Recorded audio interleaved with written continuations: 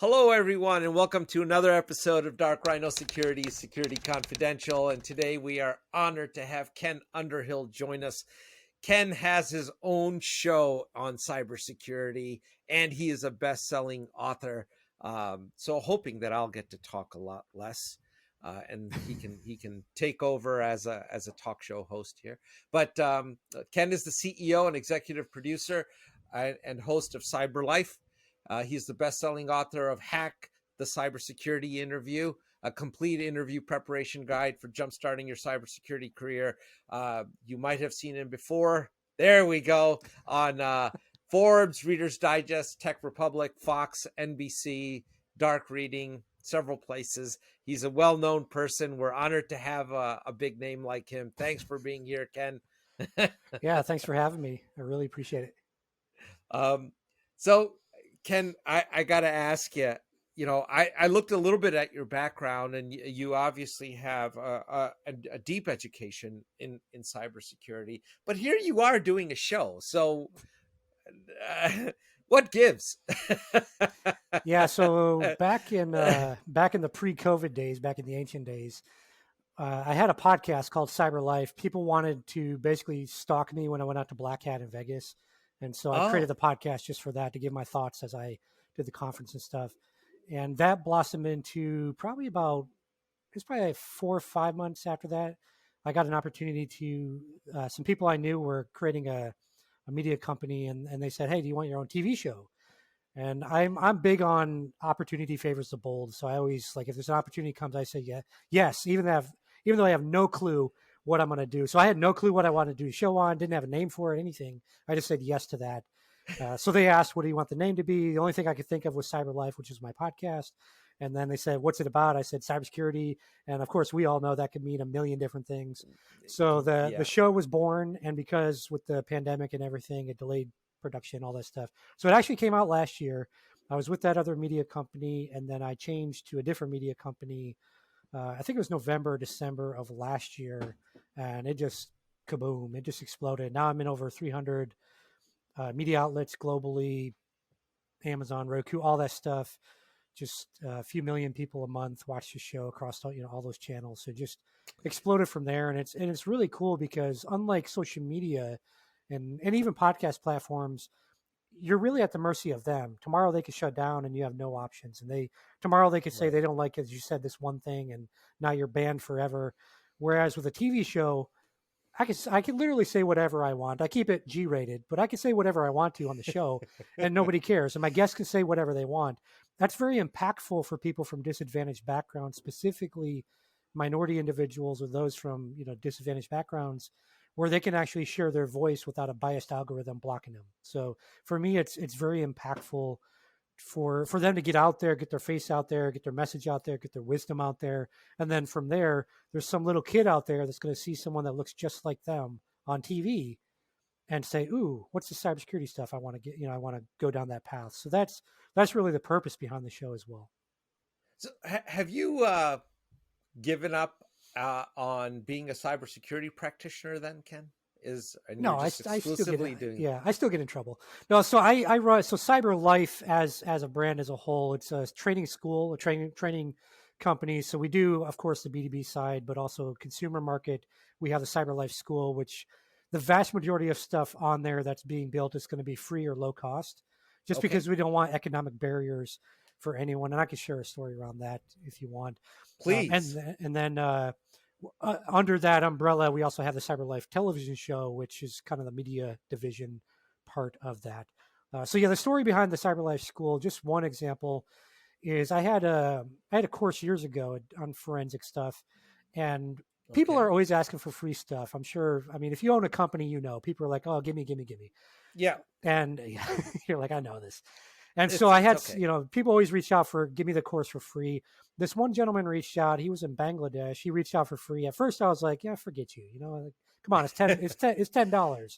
It's $10 for a course. Like, that's less than Starbucks. Yeah, but they're in Bangladesh. No, exactly. Yeah. And so he was like, no, that's like my average monthly salary. And so I looked it up because I'm like, let's do some fact checking here, buddy. I don't believe you. Yeah. But no, it's true. And so I was like, oh crap. Yeah. There's people out there all over the world that cannot afford the things that we take for granted here in the United States. So I gave him a coupon to take it for free. I said, make me proud. Heard nothing back.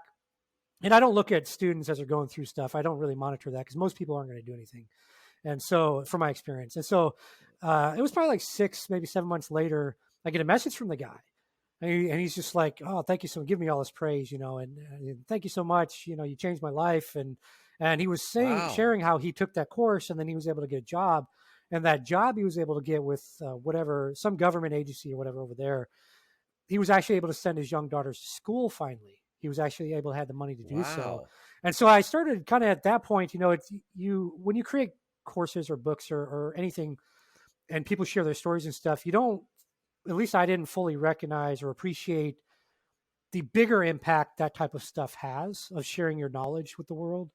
And that's where I realized it's not just this one person and getting a job or something like that. It's more about the ripple effect. Because now as daughters get educated, now they may have some, maybe they turn out to be a heart surgeon that figures out a new solution or whatever, to where you can just click a button and magically all your, atherosclerosis goes away. By the way, that doesn't exist yet. So if you're out there eating cheeseburgers, don't count on that. Don't count. But it was really a moment for me to realize that there's a huge ripple effect out there when you're sharing your knowledge. And honestly, one thing I realized, I'll share one other story real quick. I know we got to be mindful of time because I tend to talk a lot, Manoj. You were talking about, hey, we'll stay at our limit. I'm like, we're going to go for like 8 hours here. So no, you know what? I look, I talk a lot. And being a somewhat of a podcast host, that goes with the territory. So it's great having somebody else on that can pick up for me, and I can be quiet for a change and really listen, because these stories always fascinate me. It's the story that's the real deal. That's. So please, absolutely. Another story. All right, we'll give you another story. So I created a course years ago. It was a course on health. And very, very basic stuff, like you should eat vegetables. I mean, stuff that we kind of take for granted again, and vitamins and minerals, and kind of explain things and all that, amino acids, all that stuff. It was a very generic kind of course, and I put it out for free. And so, of course, there's hate mail. Anytime you create content, someone's like, you're a jerk and you should die and you should kill yourself, and all these loving messages you get from people on the internet. And so I kept getting a lot of those, a lot of that hate mail. So it was, I think it was a Sunday, if I recall correctly. Saturday, it was a weekend, I remember.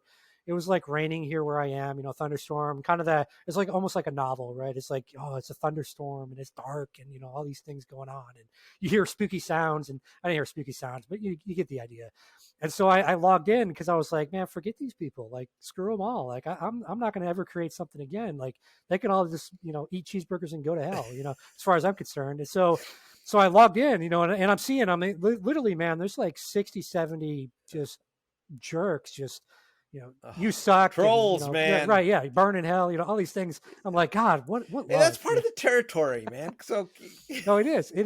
Yeah. And that's what you got to realize, right? The more successful you are, the more people you help, the more a-holes are going to be out there. But so I'm looking through all these messages, and I was like just about to unpublish a course because, like, forget it. I give up. And there's still probably like, I don't know, 20 more messages or something I had to go through. And something said like, look at the next one. Look at that next message. Just look at one more. And I was like, all right, whatever. Let's see what this a-hole has to say. And so it was actually turned out to be this guy named Miguel. I wish I remembered where he's from because I would love to track him down. Don't remember his last name or anything. But he sent me this message and he shared a story. And he said that about 6 months prior, he was in the hospital, had a liver transplant. Oh my. And the doctors came in and were like, look, your body's rejecting it. I think he was in Spain or something. Spain or Mexico. I can't remember. Wow. But basically, your body's rejecting the liver. And you've got about 6 months or less, you're going to be dead, so kind of get your affairs in order and whatnot. Well, the thing is, his daughter was supposed to graduate high school in just about 6 months, and he wanted to see her walk across stage. And so he went online, searching, and God, there's so much information online. You're just like, oh, mind blown. I don't know what to do. So he got frustrated. He said he closed his laptop down and just, sat there and kind of cried a little bit in the hospital. And then something in his gut said, just do one more search. And somehow he found my course. Like, I didn't do marketing or anything, back then. So I don't know how he found the course, but somehow he found it. He went through it. The way I teach things, he like resonated with, like a lot of people. Wow. he more importantly actually like took the information and like did something with it instead of just sitting on his ass. And so he what he shared is that he got healthier, and by eating healthier, he actually the doctors were amazed because his body stopped rejecting the new liver. He got he was able to get to the hospital and everything. And he sent me that message. It had to be a Sunday because normally they do graduations, like at least here in the States, they do it over the weekend and stuff. So he sent me that message, and he was saying that the day before he was able to watch his daughter, walk across the stage and graduate. And he was just, thank you, all this stuff. And like I immediately forgot all about the assholes out there. We may have to blur out some of this swearing. But, there's a lot of them out there. Yeah, no, oh God, they're everywhere. It's like you could post a cute photo of like a cute little puppy or cat, and they'll be like, burn in hell. I'm like, what's that got to do with anything? Like it or unlike it. But anyways, Miguel shared his story, and so like immediately then, like it was just like a pivot in my mind where I just like turned a switch, so to speak, and I blocked out all those haters because they kept coming. Yes, but every time I dealt with a hater, every time I from that point moving forward put out a course or later years put out a podcast or whatever video. I always think about people like Miguel and their stories and say, well, I don't do it for the haters. Like I could care less. You could all die tomorrow. I don't care. It has no effect on me. I assure you. But there's a Miguel out there or, whomever you are out there that needs that message, that needs the information, that can only learn from me and not somebody else. And that's one thing I also realized when I shared the story on Miguel is we all have a gift, and people oftentimes we do things that we think are like just regular.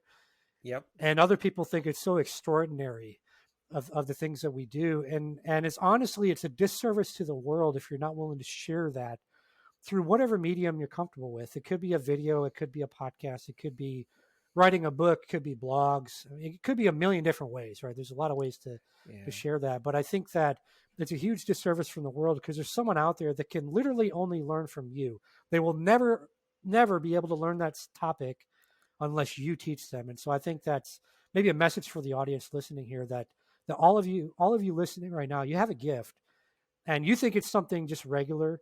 You don't even think about it usually, but usually you can check with the people that are around you, like your loved ones, friends, whatever. And they'll be like, oh yeah, you're really good at whatever. Maybe it's painting or gardening or cooking or something like that. And you take it for granted because it's like it comes naturally to you. But it's something that somebody else would really love to do. And again, they can only learn from you. And let's just use cooking as an example. Maybe you put a video out and you throw it on YouTube.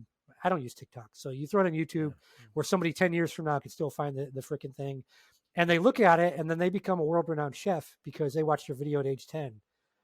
You never know what kind of impact that is. I'll give you an example with I think we'll talk about the book a little more later, but when we put the cover out of the book before it even launched, I posted that on LinkedIn, and this young woman said, I finally feel like I belong because of this cover. I finally feel like I belong in cybersecurity because I see someone like me on the cover, of this book. And so those things that we take for granted, like for us, we just didn't want the hacker in the hoodie, right? We were like, not everyone's a hacker in a hoodie. Yes, it's hacker. Well, that's the 99.99999% of people think that's the people who practice cybersecurity. The hacker in the hoodie. Well, I got my hoodie in the other room. I want to tone it down for this episode. But see, it strikes me that you have a real sense of purpose here, and you're actually trying to make a meaningful difference.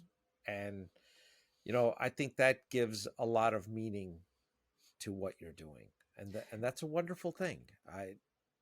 So I'll share another story, and then we can move on. I'll stop with the stories after being here. No, so I grew up very, very poor, very poor, like a lot of people. There's actually a lot of people in cyber that had very similar backgrounds in a way, whether they grew up in the city or more in the country like I did. But I grew up in a rundown trailer. You'd fall through the floor because it was all rotted. The roof was rotted, so it'd always leak and stuff like that. Underneath the trailer, number one, it was a very small space. It was probably about, when you first went under there, it was probably about 2 feet, maybe 1.5 feet high.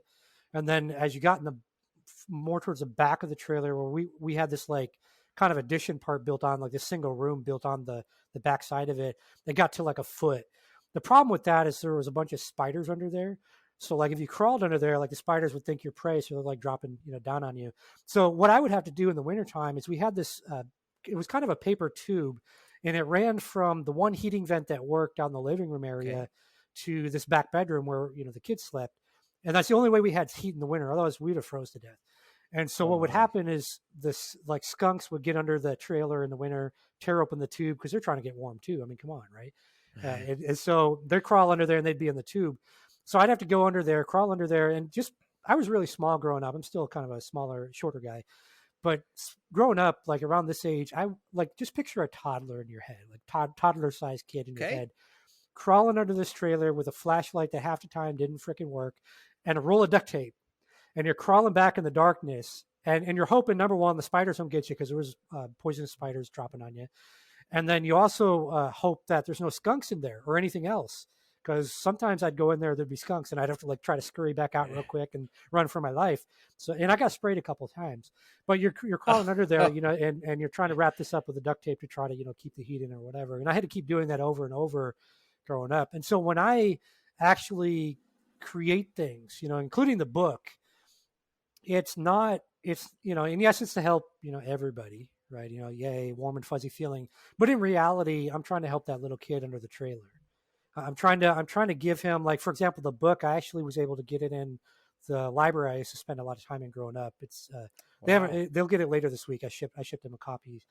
And what I wanted with that is I want that little kid in a trailer or in the hood in a city that's having a real crappy life right now to pick up that book.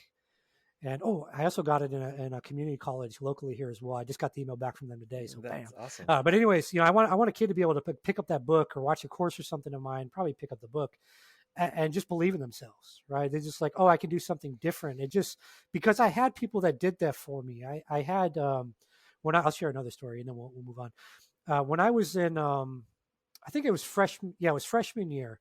So I got called down to the principal's office, and I was a fighter growing up. I got in a lot of fights. So I was like, what do I do now? Right. You're expecting the worst. So I go down there and I go in the principal's office, and he's like, sit down, an aggressive voice and stuff. I'm like, well, somebody ratted me out for something. And so I sit down, and he's like, he like slides this piece of paper across his desk. And I'm just like, what's this? And he said, one of your teachers recommended you for, they called it a talent search scholarship. I don't know the name of it now or the official name, but basically some teacher, I think it was in 4th, 5th, 6th grade, something recommended me for this scholarship program at the community college in the next town over. I mean, like I said, I was poor. I had no money for college. Like that was not even an option in my head. And so, I was heading down the wrong track in life at that point. And so like, that was a huge moment for me because somebody believed in me, and it let me know that somebody believed in me. And like, I took it somewhat seriously. I'm come on, I'm a high schooler, so I'm still partying and stuff, but I took it pretty seriously and like focused. That was kind of like the grounding factor there. And then I'll share one last story on that. But anyways, one last story on that is I was partying a little too much, just drinking water because you're underage. Yeah, it's crazy. It never happens. Yeah. You're just drinking water back then because it's illegal for you to get alcohol and stuff back then. Sure. Yeah, illegal. Sure. And so I was partying too much, but I got called down to the counselor's office junior year, and it was the first semester of junior year, right at the beginning. And he sat me down. I don't remember his name, gray-haired guy, and he's like, "Look, you're going to lose your scholarship if you don't get your grades up," because I'm going to have like below a 2.0 at that point, and you had to have a 2.0 minimum to keep this scholarship. 2.0, I think it was actually a 2.5 you had to get to keep that. And so I got my like first semester junior year, I got my SHIT together, and I buckled down and I pulled off 4.0s throughout it and graduated with I don't think I got a 3.0. I think I hit like 2.9 or something and some change or whatever. Hey man, we're rounding up. I got above the minimum, right? That's all that matters, right? People get, I need straight A's. No, you don't. You need a C and you pass, whatever. That sharing that to say that somebody planted that seed way back then, which with enough hard work and dedication and everything, of course, because you can't just sit on the couch like a lazy ass, but with enough work and stuff, got me to where I am now, where I'm having this impact. And when I create content or anything, whether that's video or books or posts or whatever, that's the impact I'm trying to have, is that there'll be somebody getting a seed planted and they'll go on to do something. It doesn't have to be in cyber. It might just be, doctor, lawyer, whatever, president, who knows? we definitely need better presidents. So please, Well, that's but we now won't. that topic we could get into a lot of stories about, right? Oh, tons. And if you want hate mail, we can definitely talk about that. I'll get it no matter what. So, so, two questions on this. Mhm. So, I want two secrets from you. So, one, All right.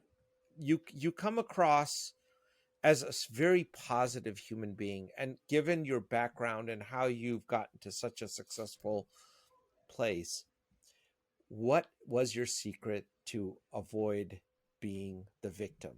The always me. Bad things only happen to me. I was headed on the wrong path, and I think that for me, I think it was that scholarship, right? Because I had friends that were moving a lot of narcotics and stuff like that. In fact, one of my friends' dads was in organized crime. One of the biggest things he actually said to me was very impactful, and I learned to be very. I don't like the word humble because I think that degrades how much work you're putting into things if you actually look up the definition of it. But I think that what he said is the best way to say it. I don't know a better way to say it. The thing he said to me was basically, real gangsters move in silence. And if you actually look at organized crime, like that's true, right? Like real organized criminals are more business minded, and it's a business. You got to run the business. And sure, they're doing the nefarious things as well as part of the business, but they're very quiet on what they're doing, as opposed to someone on the street corner, obviously in front of the liquor store, obviously slinging dope. Like you can spot it a million miles away. Oh yeah, I mean it's a dead giveaway, right? It's you a can dead get giveaway. The crackhead, you can get the pot dealer. Yeah, exactly. Yeah, and so you don't want to. So to me, that's a lesson I think for anyone as you become more successful in your life and career and stuff. I think you need to, instead of using the word humble and again, if you really dig into the definition of that, you would be. Words are very important, by the way. So you'd be really downgrading your success, which you shouldn't do, but you also shouldn't be out there like throwing it in people's faces constantly. So I think that quote is honestly the best thing I could ever share, advice wise, on how to deal with success. Is real gangsters move in silence, and really just let your success speak for itself. You don't have to go out there constantly. Like it's okay to kind of like I plugged a book, right? I'm like, oh look, we're helping people or we're doing this or that. I'm not trying to sell more copies of the book. I could care less, right? You're not going to make trillions of dollars off a freaking book, but I want to get the book in more hands, so maybe that'll get someone to share the poster or whatever. But I think you just need to maybe remember that phrase as you become more successful in your life and career. There's a plethora of cybersecurity podcasts. In fact, it's one of the topics out there that is very well written about and very well talked about. But it seems like no one is listening. And I kid you not. Because if they were, there's such good advice given, not just here, but in our colleagues, they have great shows. You are one of the few that's gotten the ear of the audience. What's your secret on such a dry topic? Yeah, you just got to relate it to things they actually care about at the end of the day. Like, not to knock any, there's a lot of, like you said, there's a lot of great podcasts with a lot of great information. I know a lot of people with them. There's this place called Dark Rhino that has a really cool podcast as well. And but I think that the general public doesn't care at all about security. Like they literally don't. But when you relate it to things they care about, that's when you can get the message across. So for example, nobody cares about a ransomware attack. The general public, they could care less. I don't care about ransomware. But and they don't care about hackers. Let's be real, they don't care about hackers. But when I say, hey, do you want someone to look at your little girl through the baby monitor? No. Do you want to protect against that? Yeah. How do I do that? Oh, do these couple of things, right? You don't need to dive into the theory of whatever people get too technical. Like, make it as stupid as possible. Like, pretend like, and actually a few people that I brought on my show, I made them explain like a ransomware attack to like a little kid. And it's interesting to see like how everyone does it. But you've got to take whatever the topic is and break it down. For example, if you want to talk about defense in depth, nobody cares. Nobody, except for like technical people. Nobody else cares about defense in depth. I could agree with that. Experientially, exactly, yeah. I completely agree with you. Nobody gives a rat's ass. But you know what you do? You say, do you like Mexican food? And they say, yeah. Like, do you like tacos? Okay, cool. Do you like tortillas? Yeah, of course. All right, great. So think of defense in depth this way. think about it like I have a taco and I want to add things to it, right? Because I want to make a really yummy taco. And so I add maybe avocados or spinach or meat or cheese, salsa, whatever you like in I the have not taco. had lunch yet, and now thanks for that Well, imagery. and I knew that because I hacked your laptop earlier, so I knew this, and so that's why I brought up the taco thing. But you layer it, right. Another good example with like defense in depth, which I actually have used in trainings before, is think of it like your house. So you and your neighbor side by side, same house design and everything, but and both of you have really big screen TVs and a lot of jewels and money and all that stuff in the house you want to protect. Your neighbor has nothing to protect it. You have a fence, you have a dog, you have security system, cameras and stuff everywhere. Maybe you put landmines in your yard. I don't know what you do. If you're in Texas like me, maybe you do some weird things to protect your house. There's a lot of weird. Landmines? There's a lot of. Man, Hey, that's hey. I don't go to small towns in Texas for a reason, so I just leave it like that. But you have different things in place, right? So when a bad guy comes and they're like, I want to steal that TV, they look at your place that's got a fence and dogs and all this stuff going on. They look at your neighbor where they can just walk in the front door that's unlocked. They're going to usually go to them, right? Because it makes sense. Path of least resistance. Criminals, as a general rule of thumb, are lazy. Just like criminal hackers or groups like that, they're lazy, right? What's the path of least resistance? Well, I can get Larry an account and click on something so I can get in. Or I could go try to do all these fancy hacks and stuff, but I could just socially engineer Larry in accounting and get in every single freaking time. That's the way I'm going to go. So you just have to like relate anything you're talking about around cyber to really get it across to people. First off, you need to figure out like who is a person and what they're interested in. So that requires you to like actually talk to them and listen a little. And oh, then from there well, you can find out like what they like. Maybe they like dogs or cats or they travel a lot or whatever. So you could say like, hey, when you're out traveling, do you take a lot of photos and stuff to kind of get those memories and stuff to share? Oh yeah, I share them all the time on social media. Okay, well, what would happen? And do you take them with your phone? Yeah. Well, what would happen if somebody attacked your phone and you couldn't use it? Can you still take the photos? Well, yeah, I can. Okay, well then what happens next when they attack your social media accounts and they start posting like random nude photos from random porn videos instead of your vacation photos? oh, And then that it becomes something that people start caring about, right? well, So at least that's the people would best be way to do it. listening then. I can Well, tell at you least they listen, right? You can't control what they actually do, but at least they listen. A good example is like business owners, unless they're in the tech space, they don't give a damn about cyber. They really don't. Most of them don't, because they're worried about sales and marketing. Like I'm trying to grow my business. I don't give a shit about this tech stuff. But when their social media accounts hacked because they didn't enable two-factor authentication, that's when I've had several reach out to me like, "What do I do?" I'm like, "Well, or they can you wrote a hack?" check for a whole bunch of money that they shouldn't have written because Right? somebody Yeah. social Uh engineered huh. them. Yeah. Now All it's all all these of a sudden things. an interesting problem, Yeah, which your crypto account gets hacked, so now your $80,000 you had in there, you don't have anymore. So these little things, right? But when you relate it to examples that people actually care about in their everyday lives, that's the secret. That's the secret to get them to actually care. you know, you've brought up in your answer several things that are pitfalls with the impressions people have about cybersecurity and teaching both. So, one observation, and this is one that is that if you can't break down the topic into something that's digestible, i.e., if you've forgotten what it's like to be blind, you shouldn't be teaching, right? If you make too many assumptions about what people know and what they understand, and you should assume they understand nothing, right? The second thing is the perceived technical nature of the topic that is cybersecurity, right? People often they're like, well, that's such a technical topic. It's all about firewalls and routers and EDR and XDR and AI, and none of that stuff I know anything about, right?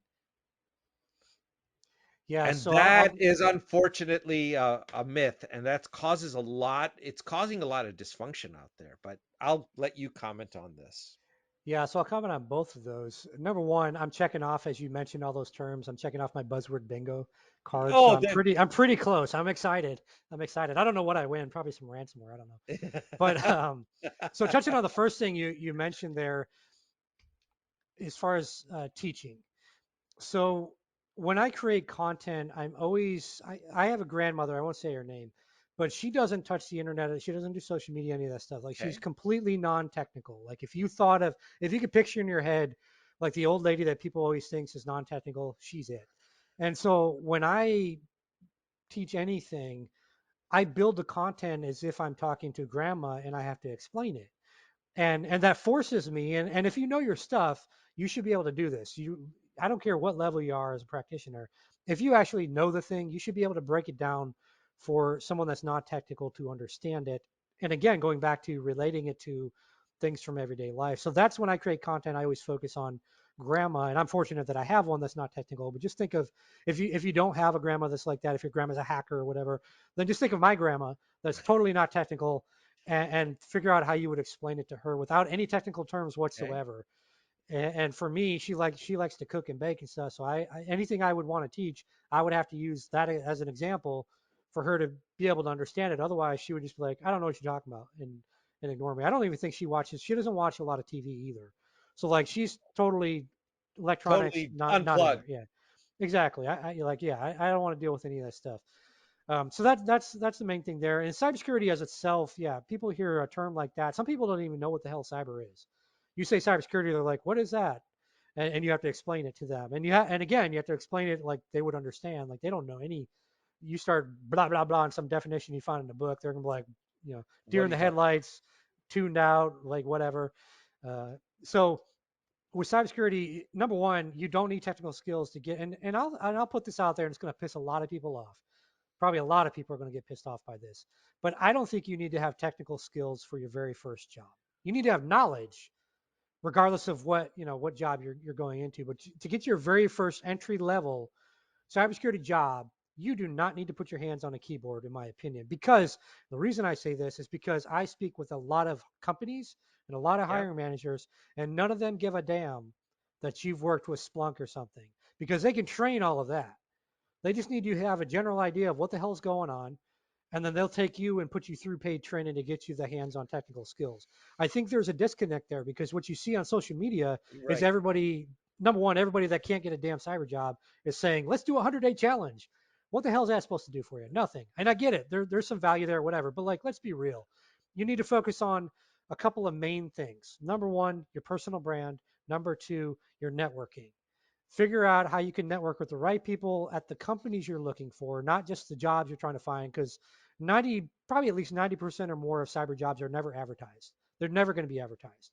You get them because you've made a connection with someone, and you say, for example, I don't like to use SOC analyst, so I'll say GRC analyst or privacy analyst, Okay. right? So you tell Ken that you're looking at that as a career, and I see you working hard on LinkedIn. You're building your brand as you're learning things. You're sharing it, trying to help other people.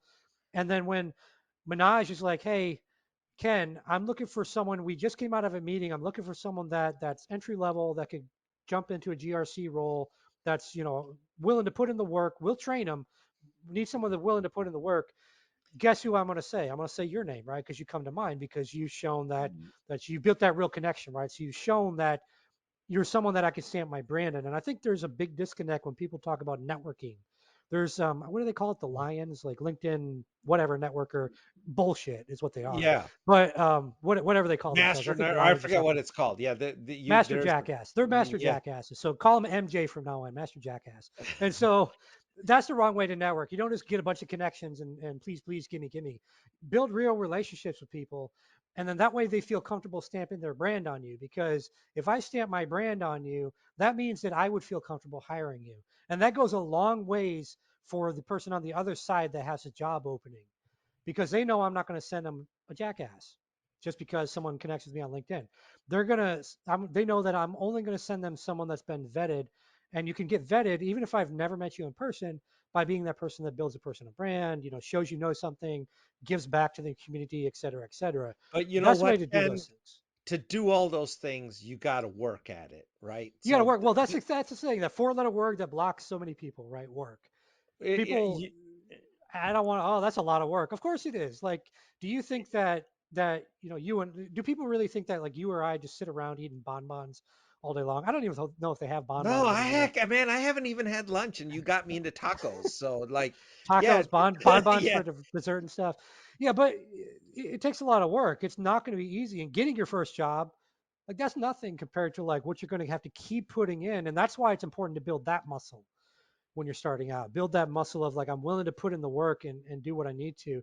The other thing I'll just add on the job thing, since I kind of took us there, is be open to not getting the job you want as your first job. What do I That's mean? okay. Guess what? There's a ton of sales jobs, marketing jobs, technical writer jobs, all these jobs that you wouldn't think of that don't have cybersecurity in the job title that can get you into that company like Splunk. And then from there, guess what? You can move laterally throughout the company, just like a criminal hacker, move Which is laterally throughout the exactly, company. ironically, what a cybersecurity professional is supposed to prevent is lateral movement. So, Right, right. and you're But you can do that encouraging as security companies. Yeah, use the tools against them. But so many people, right, are so hell bent on I got to be a SOC analyst. I want to be a pen tester, and so they're unemployed for like 2 3 years when they could just take a sales SGR job, work the phone. Yeah, it sucks. I mean, every first job sucks. I worked a lot of jobs, and we can dig into that. I worked a lot of jobs that sucked, but you could get in and you can make maybe 60 80 grand here in the US base salary with some bonus structure or whatever. right. That's not the point of all that. The point of all that is to get something on your resume. And if that company has other openings, if it's like a Splunk or Trend Micro or some in the world, you can start moving laterally after like 6 to 12 months because they're going to be like, oh, well, you're already vetted. You know the company culture. You're here. You blend in. You Sure. work with a lot of teams. You're much more easy to hire for me as a hiring manager, even if you don't have the experience, than it is to bring in someone more senior for that role. I'd rather train you up because you're already here. We know you're going to stay because you're bought into the company vision. Whereas some person applying for the job, and that's a way you can get past people with experience too. And people just don't realize that. Well, I think they realize it. They just don't listen to me or any others that say it on social Well, media. But that's the fastest way to get a cyber job. And I'll tell you right now, the people that have listened and done that, they're usually getting jobs within 2 weeks. So you can really, is wait, that weigh it in your head. No, that's real. That's real. It's been, two. It depends on the hiring process of the company, so it might be up to a sure? month, But but well, most look, of them I agree are with in two you. weeks. Yeah, I agree it's with you, Ken. it's It it, happens relatively quickly if you find the right person. And what they don't realize, a lot of times you're hiring for that personality. You're hiring for that fit within the organization. It's just not the technical. Granted, I will say there are some roles where you do need the technical background, and you really want that. But entry level, there's a we right. good Yeah, clay. You yeah. want the good clay. That's what you're No, looking for. exactly. Yeah, yeah. People with the two main things, right? The right attitude, the right aptitude. Like, are you going to fit in with the company, and are you a negative Nancy, so to speak, right? Are you going to be a jerk as soon as you come in and poison the rest of the team, right? It only takes one bad apple to Oh, spoil the bunch. And do you have the right aptitude? And what I mean by that is, like, can we actually train you? Are you trainable, or do you think you know everything already?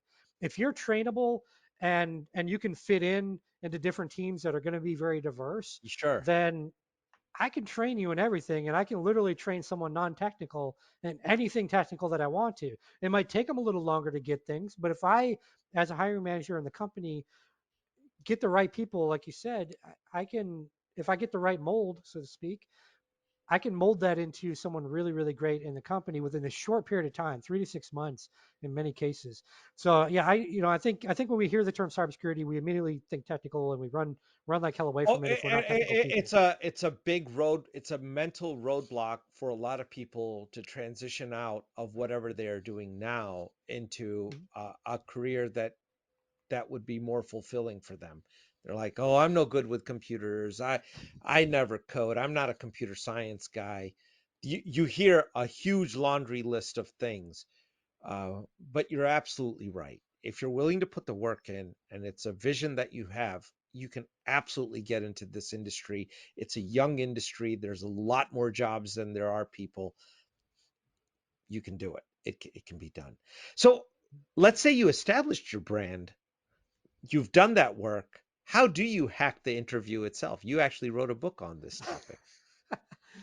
Yeah, so the book, Hack the Cybersecurity Interview book, shameless plug again, right here, Yes, bam. please. Um, I Where will can say we you so find it? We can find it at any of the local yeah, booksellers. yeah, you can find out so you can find it online, Amazon, Barnes and Noble, stuff like that. There's also a number of libraries, public libraries here in the U.S. and also college libraries, community college, and also some universities that have started Okay. to put orders in. I will say that if you go to like your local public library, just tell them to buy the book. Like, hey, I'm looking for this book. If they say we don't have it, it's like, are you going to buy it? And so that way they can put an order in and get some copies there for you. That way you don't have to buy the book. You can make them. They always have budget set aside. Make the companies invest in you, right? Even if it's a public library, they get budget they have to use. So help them use the budget in a good way. But yeah, so the hacking the interview process, the book itself goes over a number of different roles that a lot of people are looking at, including Okay. sales engineering. A lot of people don't look at that, but I mentioned that's a good route to That's a get very in. important role, by the Hint, way, and it's hint, hard to wink, wink. find. And you can make a No, it is. lot of Yeah. money at you that.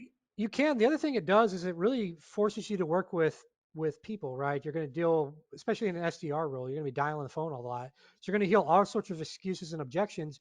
Guess what? That may suck while you're going through it, but that's going to help you as you grow in your career and you start having to go before the board to get more budget for your cyber team. Now you know how to negotiate. You're used to objections. You're used to overcoming them in a professional manner instead of just saying "f you" and hanging up the phone. You know how to address those different individuals and the things that they care about. Sales roles are so I forget, I can't think of the term to use, but kind of underwritten, right? Like they're like like underestimated. People underestimate them so much, but like learning sales can help you in so many cyber roles. No Oh, matter where you go, it's a great foundation. Same with marketing.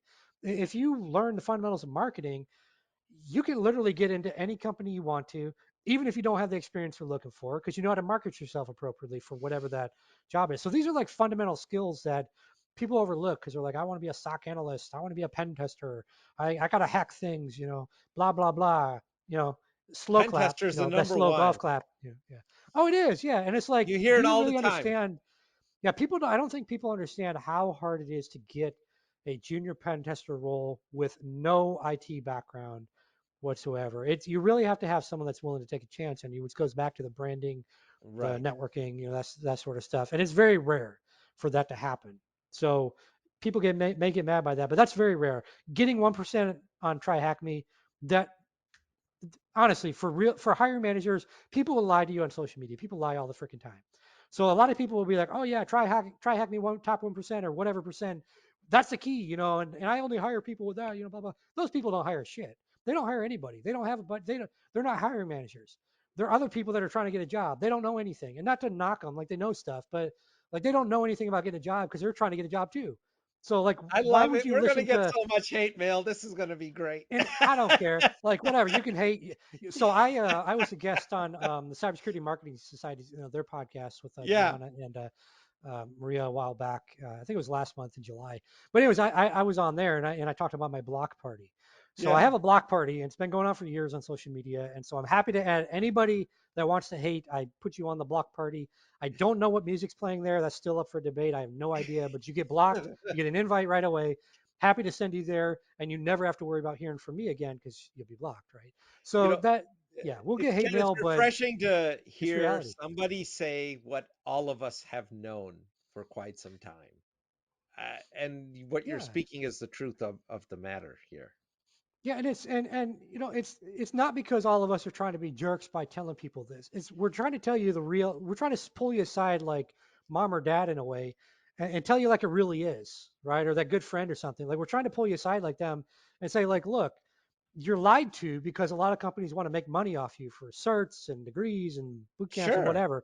And again, there's a lot of great programs out there. Not going to knock them, but let's be real. A lot of people are broke. They're trying to get into cyber because they want to get a job that pays well. Of course, they want to Yep. help and whatever the other reason is. But reality is, you don't, feel good doesn't pay the bills. You need a job that pays the bills. Cyber can be very lucrative depending on what you do. And so Right. we're all just trying to tell you like it really is so we can help set you up for success. Some people are going to hate, some people are not going to listen, but maybe somebody a year from now that said F you when they first heard this episode will be in a different spot in their life mentally and say, you know what? Maybe They that they they advice kind of was told it good. like it was. Yeah, exactly. That was good advice. Let me try that. And all of a sudden, 2 weeks later or a month later, they get their dream job because they finally listened. I myself, I've had situations like that, not cyber stuff, but like there's books that I've bought where like I buy the book and then like I read like one page, I'm like, this sucks. And I set it on the shelf. But then like 2 years later, I'm looking for an answer and I see that book. I'm like, oh, cool. I got a lot of times I'm on Amazon. I'm like, oh, I bought that book. And I go look at my shelf, like, oh, there it is. And so then I look at it and I'm like, oh, there's the answer I was looking for. What a great book. So understand that you may be hating right now on what we're saying on this episode, but a year from now, 5 years from now, whatever, you may be like, that was some really good advice because now you're in a different mindset. So that's why I don't care about the hating because it doesn't matter to me. If at some point in the future you look at this and it helps you, that's all honestly all any of us So care about. That's why we share our knowledge on these things. now, do you have any kind of an opinion on going to a cybersecurity career versus doing something else? Is there any bias you have or partiality you have towards cybersecurity as a new career to reinvent yourself in, if you will? Yeah, fastest way to make cash is sell drugs, but that's illegal, so you'll go to jail. So yeah, I mean cybersecurity can be lucrative. I always recommend people actually do an IT job first, if possible. You may not be in a situation where you can take a lower paying job, whatever. But I recommend that if you can, and specifically maybe help desk, but I'd say networking. I think that's number one. I like it, so I'm a little biased, but I think it gives you a good exposure to an organization. You can kind of see things at an enterprise level, et cetera. So I think something like that. If you're going kind of more the technical route, if you wanted to, Right. what people forget, I think, is that just about I mean, every job in the world has some kind of cyber component in it. You do some kind of security. So as an Sure. example, I used to be a pediatric nurse, and so when I would Really? yeah, yeah, yeah. So Oh, I okay. worked with so All so right. so to make everyone listening to this say, "Oh," so I used to work with I did adults for a little bit, cardiology, electrophysiology, hospice. Adults whine all the time, so I went to work with kids, and so kids are really cool. They got all this going on, but they're still like doo-doo-doo on the video game. They don't care. So I worked with very little babies that were very critical. They had vents Wow. and trachs, and a lot of times they would do what we call code. So basically, they stop breathing, and you got to bring them back and all that stuff. And I worked in the home environment, so like you're the first responder, right? Like, you got to bring them back. Ambulances take Wow. forever, so you've got to be able to bring them back. So you have to keep your skill sets up. So it's a very very fun job, very rewarding. A lot of kids, you get to kind of watch them grow up for the ones that do make it, and unfortunately there's some that don't make it, and things like that. But um, where I'm going with that is when I went back into IT and then cyber, or what we call cyber now, because that's sexy. Cybersecurity is sexy, All right. a sexy term to use. But when I would go teach like security awareness to healthcare staff, I was able to then relate it to what they cared about. Again, going back to what they care about. So I was able to pull real examples where they would know like what security is in what they're doing. So for example, I'd be like, look, when you're charting on a patient and you got to get away from the computer, you normally lock the computer or you turn the monitor on, something, so nobody else looks at the screen.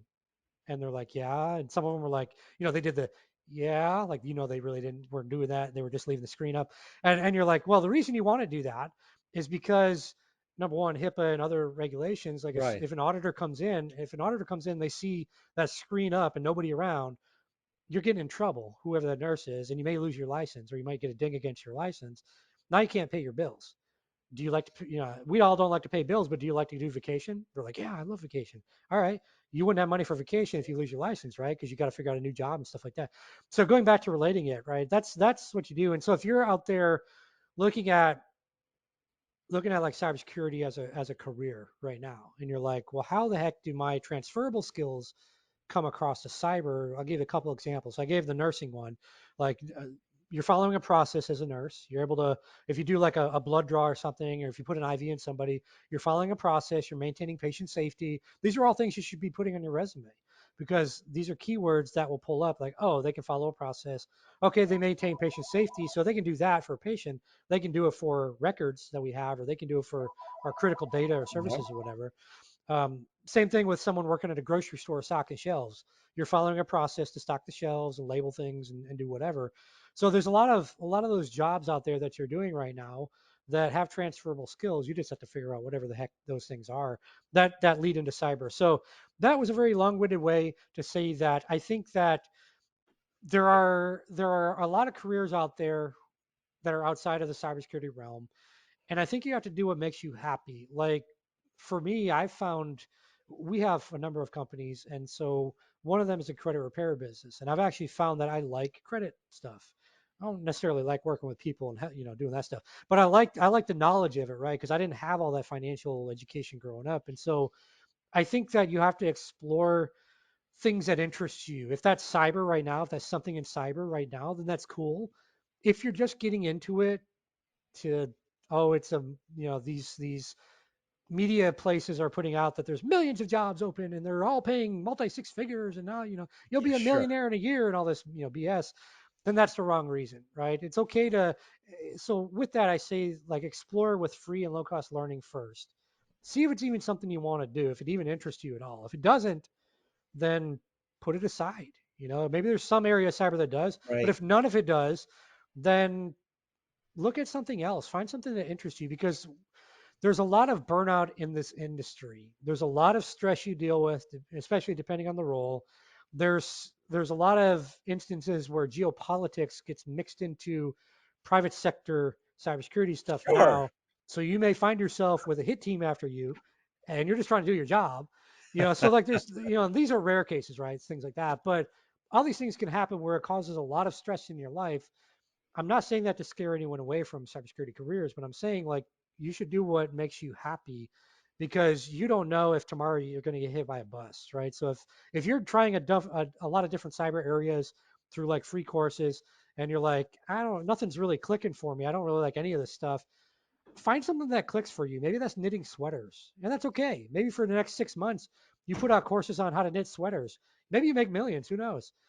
And then from there, maybe you come back to the cyber stuff and you're like, you know what? I really like to do forensics now. I kind of like it now. So that's not really answering your question, I don't think, but I think No, it's but my it answer to your did. question. It did. It did. I Do what think you it did. love. Do what you love, Do right? what you love. But you also just a second ago mentioned forensics, so I got to ask the question here. You've done so many interviews, and we go to your channel. You see, it's an eclectic mix. So of all the of all the advice you've been given or people have talked about, what is there? Can you boil it down to some salient things that companies should be doing that actually makes them safer, that genuinely mitigates their risk? What has been your impression from the knowledge you've gained? I mean, there's no one thing, right? I think I companies, know. a lot of companies do their best effort.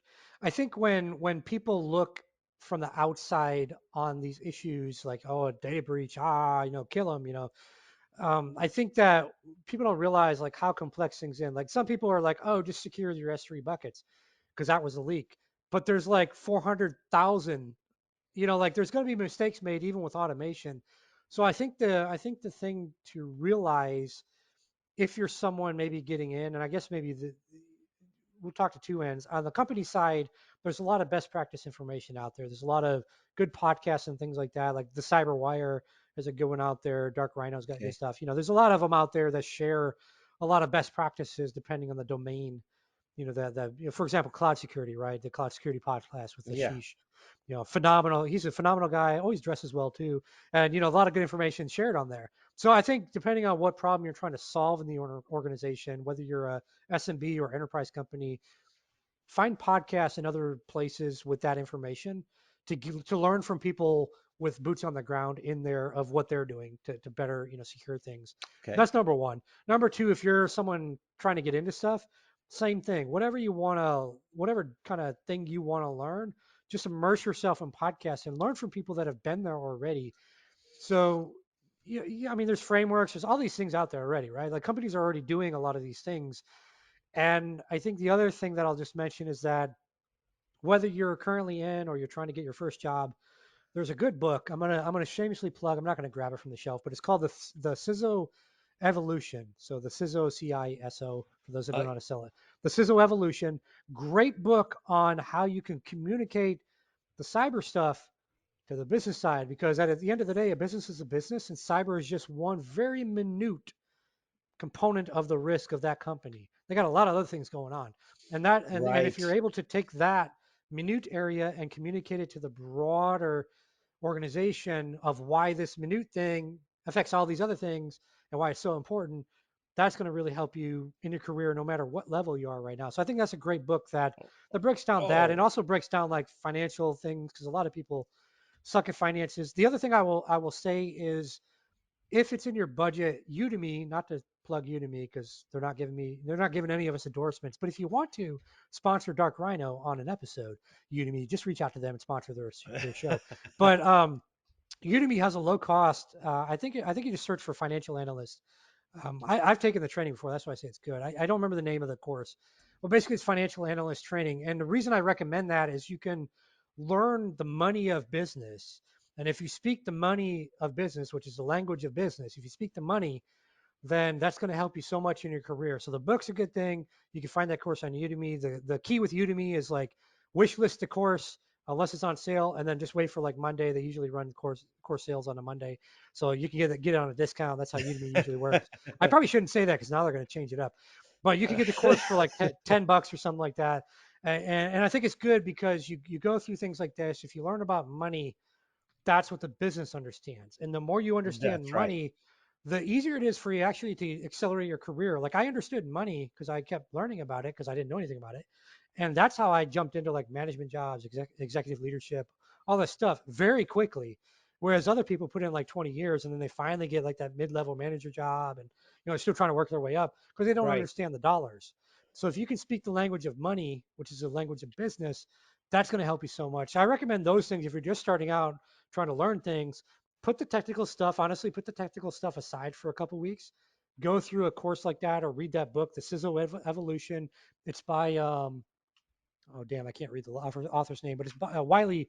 Wiley is a publisher. You can find it Okay. on Amazon. The Sizzle Revolution. Go through like the book or go through a financial analyst course over on Udemy or something. Go through some YouTube videos, whatever. Learn the language of money in a business, how things work, how you can project things, financial statements, things like that. Then you can come back to your technical studies. Because let's be real, if you're trying to get a SOC job or if you're trying to get a pen testing, junior pen testing job, whatever, that's going to take you more than a couple ways to get Sure. because those jobs everybody wants. So invest that time wisely. That's my advice on that aspect is No, like that's learn money and you'll do very well in your career. hey, you know what, Ken? You're providing actionable intelligence, which is something in cybersecurity that's very rare. You know? Ken, we're at the time here, but I wanted to see if there was anything new that you're up to. Is there any new shows coming out that you're going to be producing, or you're getting into the world? It seems like you're getting into an entirely new world. What's going on? Anything you want to plug here? Yeah, so we've been shamelessly plugging the book the whole Which episode. is So I fine. won't. You can plug that again if Well, you'd like. yeah, hack the cybersecurity interview. Get it off Amazon. But the other thing is, yeah, we do have more TV show episodes coming out. So Meryl Vernon, who's well known as a purple teamer, She used she's to got an work for episode. us. You know that. Oh, nice, nice. Yeah, okay. You're the place she said paid her 10 million a year. Okay, great, Yeah, great. yeah. Yeah, She was one yeah, of our threat hunters. Great, yeah, great person. Very yeah. knowledgeable. Yeah, she's fantastic. So she'll have an episode coming out. Mike Jones, not the rapper, but someone more popular. He'll have an episode coming soon. I brought Joe Stymack back on again. He's the CEO of AccuHire.com that's helped build out a lot of the interview programs at a lot of big companies like Bank of America, things like that. So he's actually going to come on for another episode. He shared information for job seekers before. Now he's coming back on to share for hiring managers and HR people as they want to build out programs like what should they be doing for their organization to help a lot of the smaller businesses out there because a lot of them have just really bad biased hiring processes. And so he's trying to help them with that. I also interviewed recently another gentleman named Carl who does a lot of background checks so he can find out everything about you. So he's going to share information Hmm. for both sides, both job seekers and employers, and sharing some stories about some of the interesting uh, results of background checks that he's done over the years in that episode. So yeah, there's a number of guests. Veronica Rose, who a lot of people might know, she's over in Kenya. She's a auditor. She's with a what is it? Is it ISACA that has a CISA cert or ISSA? Um, One of those two. But she's with them and stuff like that, doing does some branding and stuff like that. So she's very well known on the continent of Africa, especially in Kenya, and of course we that's all know and fantastic. love her. So there's just a number of guests that'll be coming out, and shameless plug here. If you want to be on the show, if you've got something to share, reach out to me. I have a strict no jerk rule, so if you're a jerk, it's not going to be a good fit. But if you're not a jerk, feel free to come on and just feel free to ping me of course, we have sponsorship opportunities for the TV show and I can send people the media kit if they want to see what that looks like for their company. But yeah, I mean, I'm always happy to get more guests on. I really created the TV show to give people in cyber a platform to just share their message, share their wisdom, and really just share their story with the world. Because a lot of people go through the same challenges, and right now they're looking at these different careers in cyber, saying, "Well, I can't do that because of X." And in Right. reality, someone else has already gone through that challenge and overcome it.